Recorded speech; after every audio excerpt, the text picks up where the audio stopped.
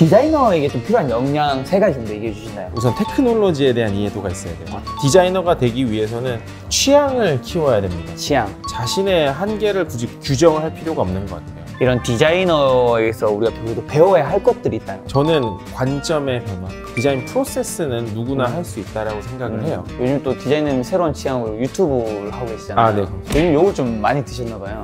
되게 조심스러워 하시는데. 아니, 영어 왜 이렇게 쓰냐고 막 사람들 욕 엄청 하더라고요. 오늘 주제는 실리콘밸리 한국인 편입니다. 함께 이야기 나누실 분을 소개하도록 하겠습니다. 안녕하세요. 안녕하세요. 디자이너에게 좀 필요한 역량 세 가지 정도 얘기해 주시나요? 뭐가 있을까요? 얼마 전에 또 네. 디자인 관련된 책도 내셨잖아요. 네. 그 책 이름이 어떻게 되죠? 디자이너의 생각법 시프트입니다. 시프트. 네. 책을 쓴 이유부터 말씀을 잠깐 드릴게요. 네. 왜냐면 디자인을 한다라는 관점이 한국에서는 종종 뷰티풀 혹은 에스테릭 이런 관점에서 얘기를 많이 해요. 근데 제가 사실 여기서 디자이너로 생활을 하고 디자인 교육을 여기서 받을 때는 관점의 축이 창의성에 더 찍혀 있었거든요. 방향성이. 이거를 아름답게 만든다는 거는 그러니까 일시적인 메이크업 같은 거예요. 근데 축을 바꾸는 거는 어떻게 보면은 진정으로 바라보는 그러한 생각의 전환, 시프팅을 한다는 개념이다 보니까 그 시프트라. 디자인의 생각 시프트는 그런 의미에서 바라보는 시각과 관점을 시프팅을 해야 된다는 의미를 좀 담고 있긴 해요. 왜냐하면 요즘 시대가 계속해서 엄청나게 빠르게 바뀌고 있기 때문에. 너무 빨리. 네.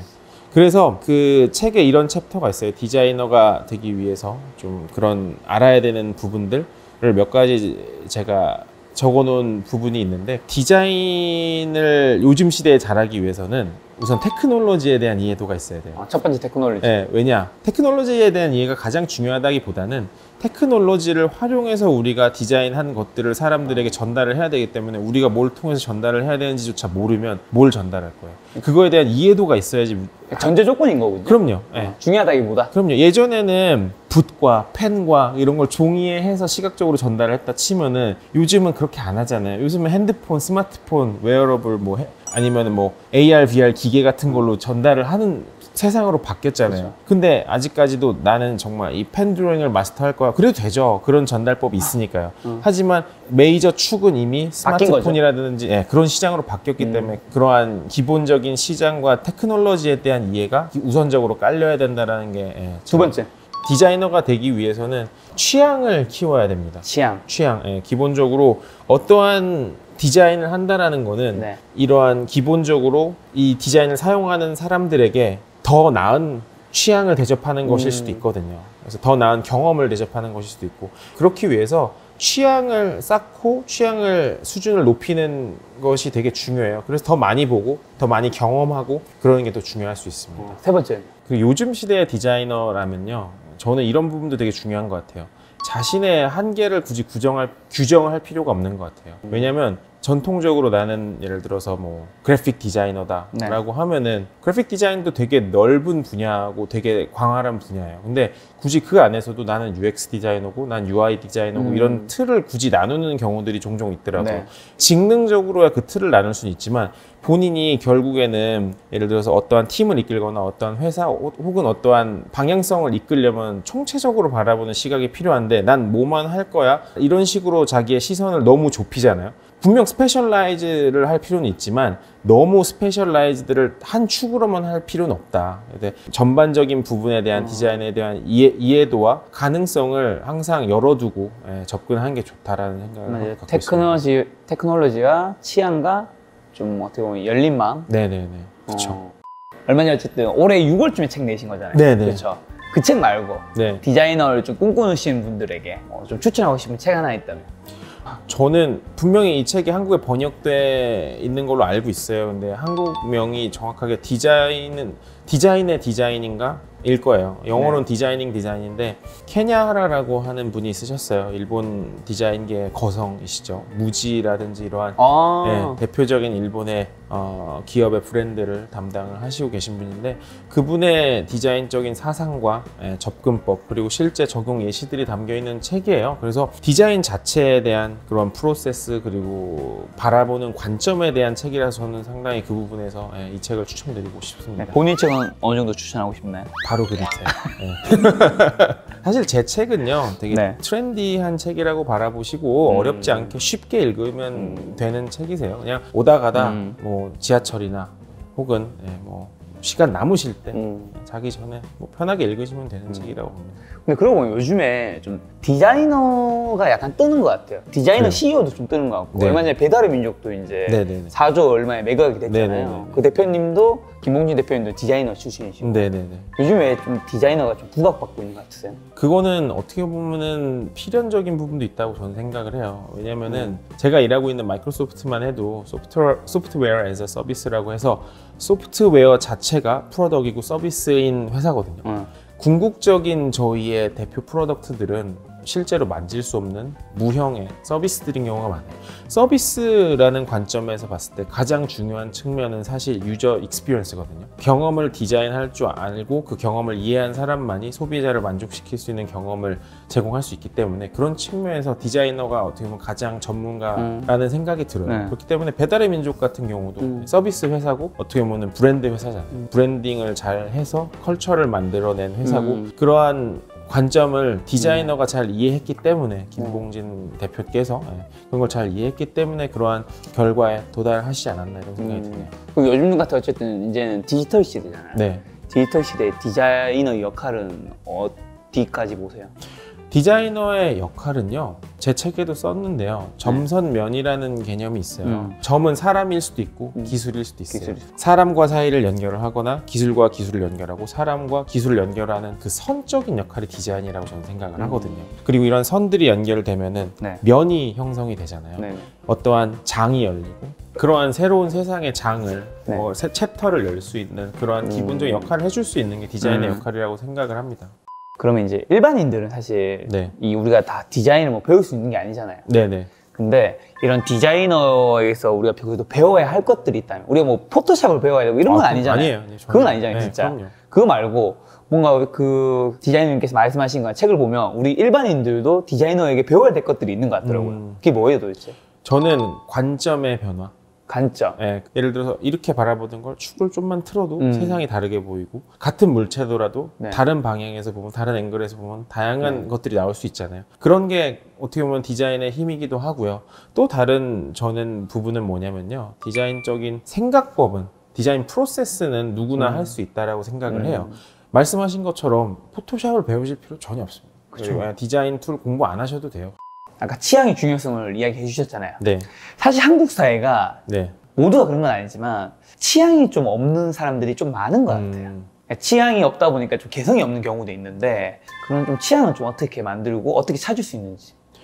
이 취향이라는 건요, 기본적으로 이제 본인의 유니크한 감성을 가지고 접근을 하는 거잖아요. 그러니까 남들이 제공을 해줄 수도 있지만 예를 들어서 이건 내 취향이라는 말을 많이 하잖아요. 내가 좋아하고 관심을 가져가고 내가 더 끌리는 그런 거야 라는 거잖아요. 그래서 취향을 늘린다는 건요, 취향의 종류는 대단히 다양할 수 있다고 저는 생각을 해요. 근데 이제 다양할 수 있지만 또 그 종류마다 깊이는 또 되게 다 다를 수가 있는 거고요. 그래서 일단 관심을 가지는 거가 가장 중요한 것 같아요. 예를 들어서 내가 그렇게 사이드 프로젝트처럼 뭘 해보면서 관심을 내가 뭘 가는지를 찾는 것도 내 자신을 이해하는 것도 중요할 수가 있고요.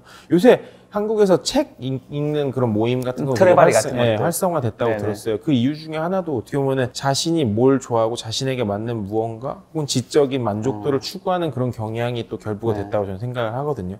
그런 건 어떻게 보면 다 본인의 그러한 취향을 찾아가는 일부 중에 하나고 또 취향을 늘리는 과정 중에 하나가 아닌가라는 생각이.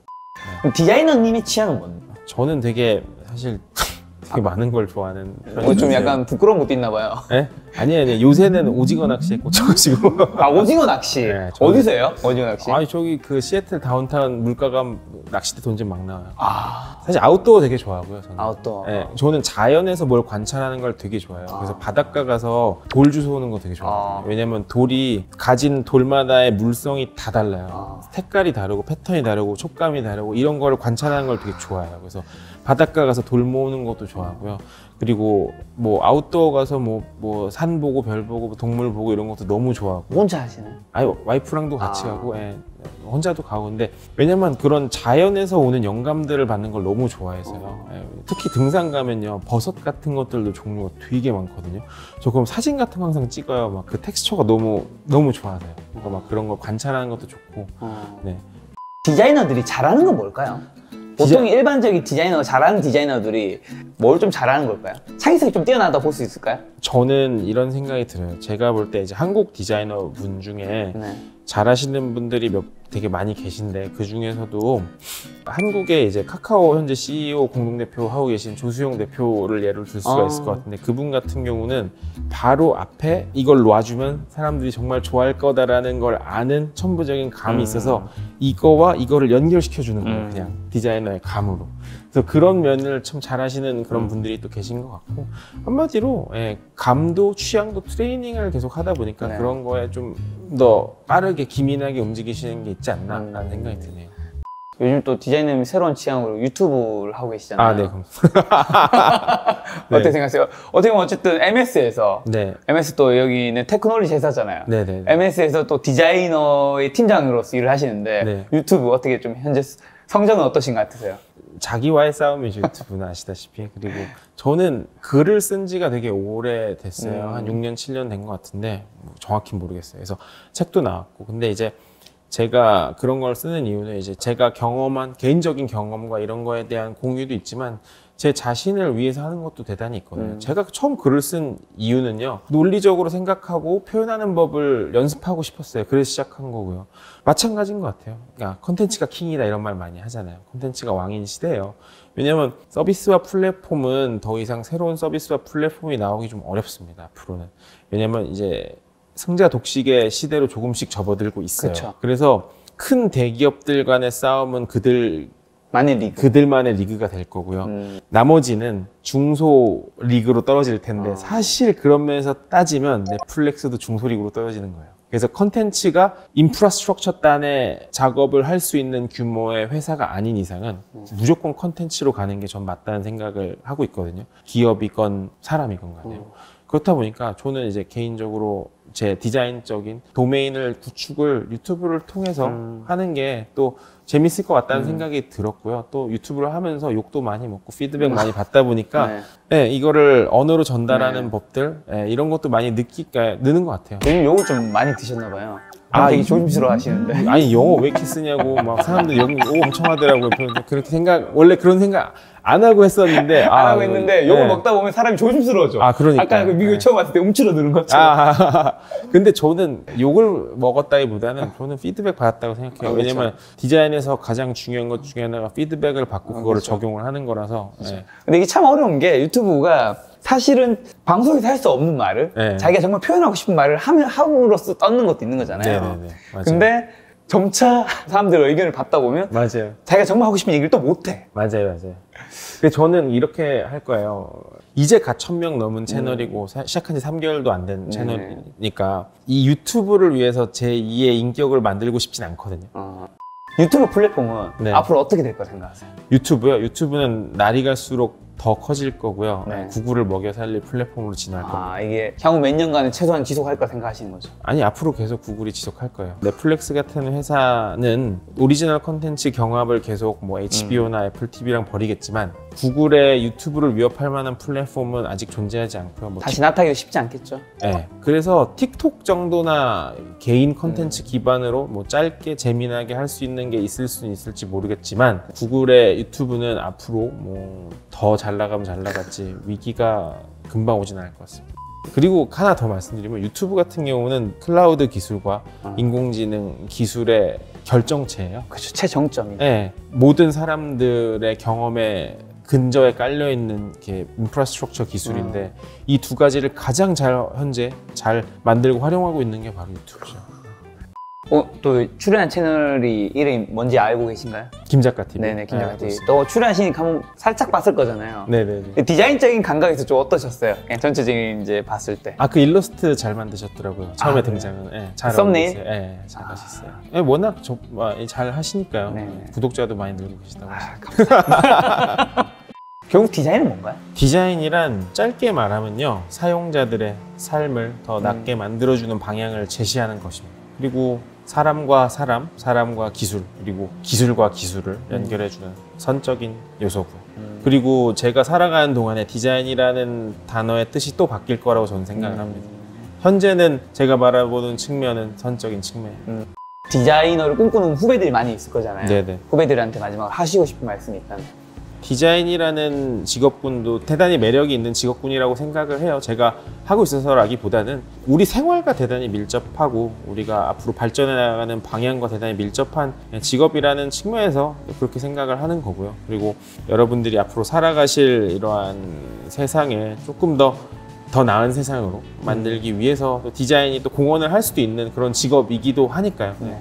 그런 측면에서 디자이너가 되고 싶으시다면 그런 마음가짐을 가지고 임하셔도 좋지 않겠나.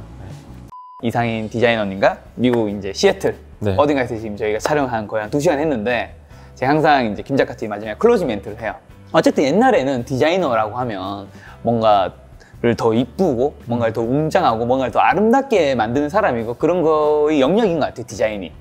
그런데 이제 시대가 지나서 디자이너가 하는 일, 디자인에 대한 정의가 좀 바뀐 것 같긴 해요. 그리고 우리가 배워야 될 것도. 그러니까 그런 걸 더 이쁘고 아름답고 웅장하게 만드는 걸 배워야 되는 게 아니라 디자이너가 바라보는 관점.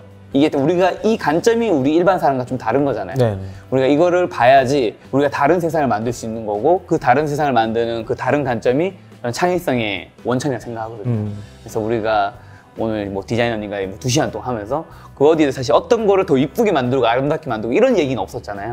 그렇죠. 어떻게 다른 관점을 만들고 그 다른 관점을 만들기 위해서는 어떤 취향을 가져야 되고 이런 것들을 얘기했으니까 그냥 여러분들 이 영상 보시면서 나는 어떤 취향이 있는지 그리고 내가 어떤 취향을 만들고 싶은지 어떻게 찾고 싶은지 그리고 나는 세상을 어떤 관점으로 바라보고 있는지 그리고 나는 어떻게 다른 관점으로 세상을 바라보고 있는지 좀 고민하는 시간이 되었으면 좋겠다는 생각이 들어요. 네. 오늘 만나뵌 손님은 마이크로소프트에서 근무하고 계시는 디자이너 이상인 님이었습니다. 지금까지 여러분이 소중한 시간을 함께 해주셔서 감사합니다. 오늘도 김 작가였습니다. 고생 많으셨습니다. 네, 감사합니다.